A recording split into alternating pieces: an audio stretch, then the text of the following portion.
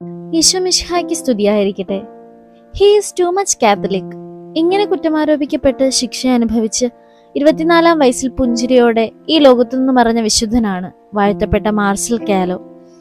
1921 ഫ്രാൻസിൽ ജനിച്ച മാർസൽ വളരെ സ്ട്രിക്റ്റ് ആയിട്ടുള്ള ഒരു ആത്മീയ ജീവിതമാണ് നയിച്ചത്. എല്ലാ ദിവസവും കുർബാനയ്ക്ക് പോകാനും ബൈബിൾ വായിക്കാനും പ്രാർത്ഥിക്കാനും മാർസൽ ശ്രമിച്ചിരുന്നു. ഓരോ ദിവസവും കുറച്ച് ഈശോയെ പോലെ ആകണം എന്ന് മാർസൽ ആഗ്രഹിച്ചിരുന്നു. ഇങ്ങനെയാണെങ്കിലും മാർസലിന് ഒത്തിരി കൂട്ടുകാരുണ്ടായിരുന്നു. ഈ സമയങ്ങളിലാണ് രണ്ടാം ലോക മഹായുദ്ധം ആരംഭിക്കുകയും ജർമ്മനി ഫ്രാൻസിനെ തോൽപ്പിക്കുകയും ചെയ്തത്. അതോടെ ഫ്രാൻസിലെ കുറെ ചെറുപ്പക്കാരെ ഫോഴ്സ്ഡ് ലേബറായി കൊണ്ടുപോയി. ഇതിൽ നമ്മുടെ വിശുദ്ധനും ഉണ്ടായിരുന്നു.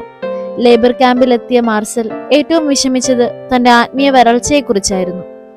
ലേബർ ക്യാമ്പിൽ എവിടെയോ ഒരു വൈദികനുണ്ടെന്നും അദ്ദേഹം എന്നും ദിവ്യബലി അർപ്പിക്കുന്നുണ്ട് എന്നതും മാർസലിനെ ഒത്തിരി സന്തോഷിപ്പിച്ചു.